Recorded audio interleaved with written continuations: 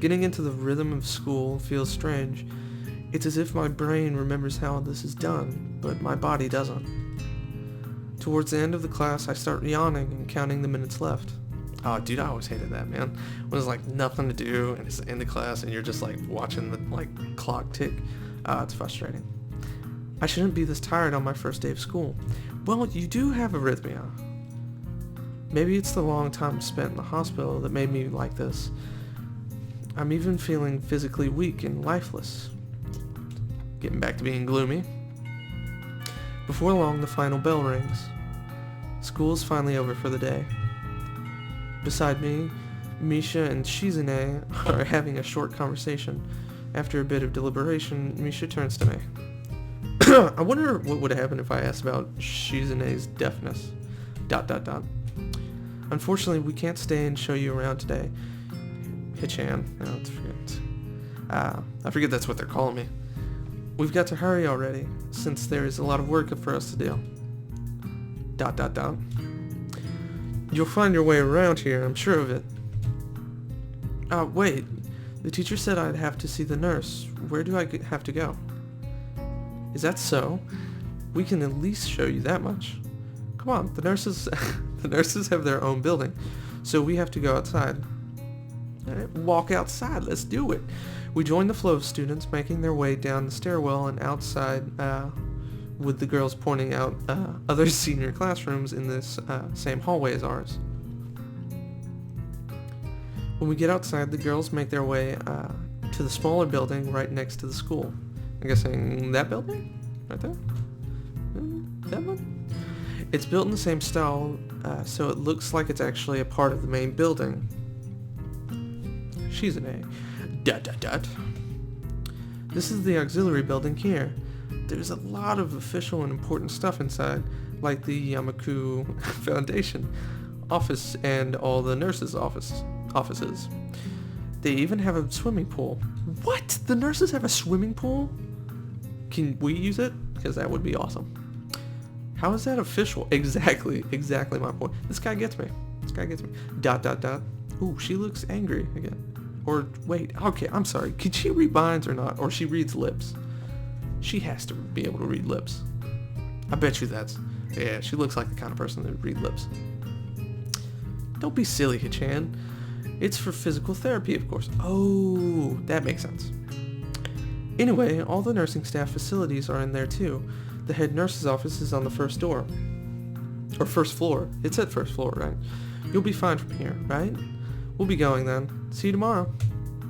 Yeah, thanks. Bye. A whole building for staff that has nothing to do with the actual education? Yeah, that is weird, isn't it? I guess it's necessary for a place like this. Ooh, this looks kind of creepy. I walk in, hoping that this really will be only a quick visit, like the teacher said. On a white door on the left is a green cross with the text Head Nurse and a nameplate. A voice from the inside responds to my knock almost immediately, but I can't quite make it out. It sounded a bit like an invitation to open the door, so I invite myself further in. Ooh, fancy. What the hell is on that computer monitor? The room is not large and it smells strange. A friendly-looking man turns around on his office chair to face me as I enter. Was it a male nurse? Male head nurse? Or is it a doctor? I don't know. His desk is neat and tidy, but the bin under the table is overflowing and used medical utensils, and there are at least a dozen coffee cup rings lingering on the desk. This guy, oh my god. Hello there. What can I do for you today? He's young looking and sort of rugged. He's young looking and rugged? Isn't rugged generally like... I guess you can be young looking and rugged. I just always like associated rugged with like wisdom, and wisdom comes with age. So I don't know. But the dimples in his cheek wash that impression away when he smiles. Oh, so he had an expression of ruggedness? Are you the nurse? He smiles like a person who has heard this very same question hundreds of times. Why, yes, I am. It says so on the door, no? Actually, it doesn't. I don't know. Smiling man. Okay. You can call me by my name, or just the nurse, like everyone else. Of course. I shake off my confusion, realizing I probably should grab his extended hand. His handshake is rather firm and friendly. Right. I'm new. I'm a new student, and my homeroom teacher told me to come and meet you. My name is Sasao Nakai. Dude, this music is awesome. His eyes light up with revelation, and he snaps his fingers. Oh, that's what that was. Oh, you're that Nakai. Is there a different Nakai? Tell me what you know, nurse. I was just reading your file in the morning. Ooh. Why is he blushing? Some kind of chronic arrhythmia and related congenital heart muscle deficiency. Right? Yeah, I don't know. Man, I'm not a doctor. He gestures me to sit down at a vacant armchair in front of his desk. Yes.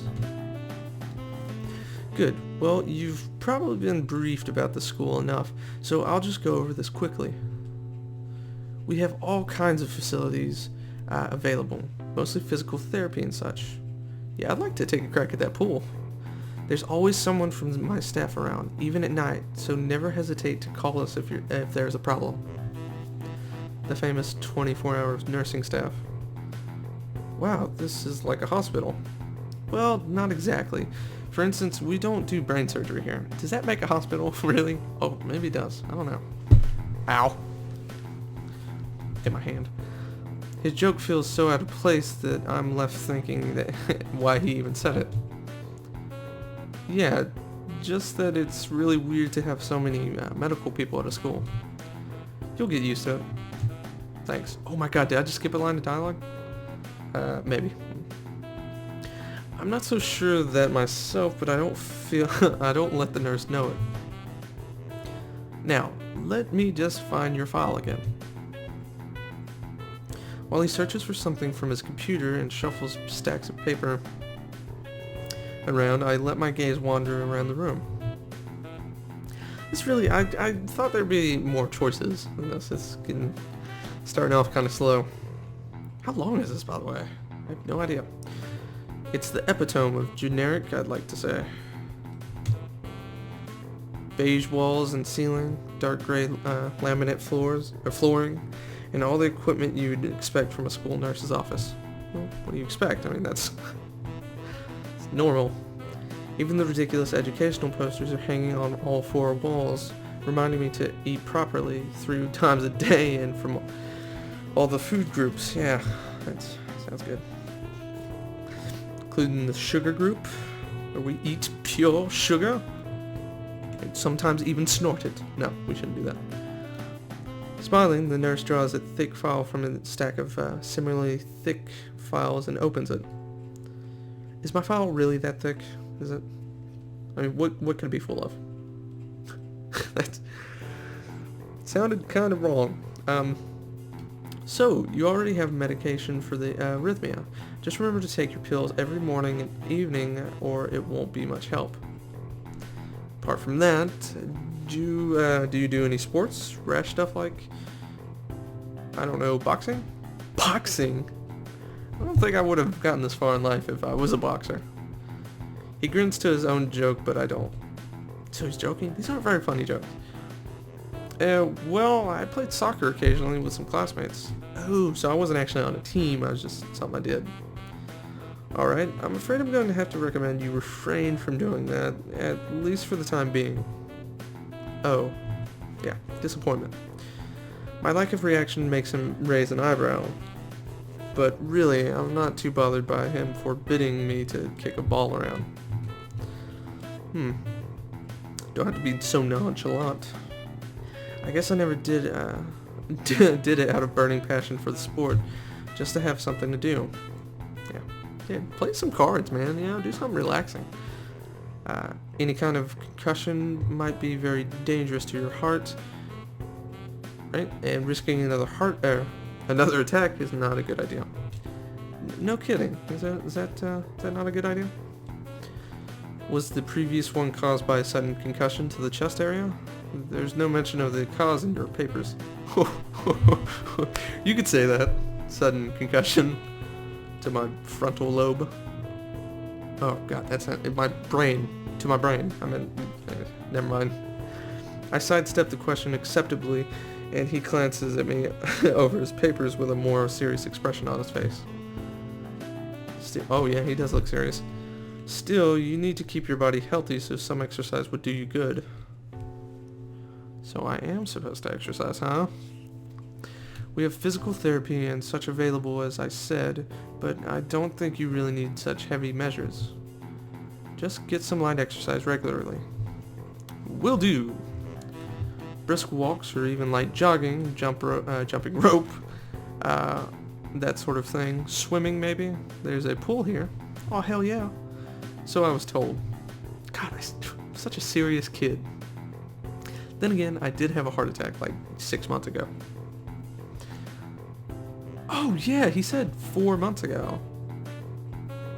It's been he said it's been 4 months since my heart attack. Anyway, you were very good. At any rate, I'm sure you've been told this before. You just need to take care not to overexert yourself. It's gonna be hard, man. I got all these girls falling for me. It's gonna be tough. He wags his finger to emphasize the point. No need, really. I've heard this 1,000 times already. Absolutely no unnecessary risks. Take care of yourself. Okay.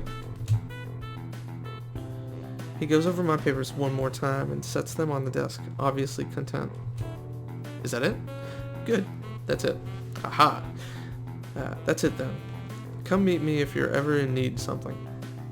Or if you ever need something. I'm ushered out before I even realize it. A quick visit indeed. Yeah, didn't really feel quick.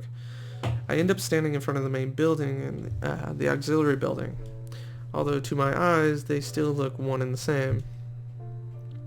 It's the first real look I get at the other students.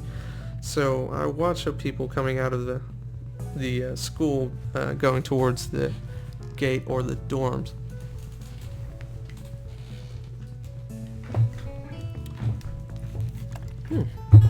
Just grab some water. I got that nice, casual, relaxing music. Everyone seems to know where they are going. Well, I would hope so.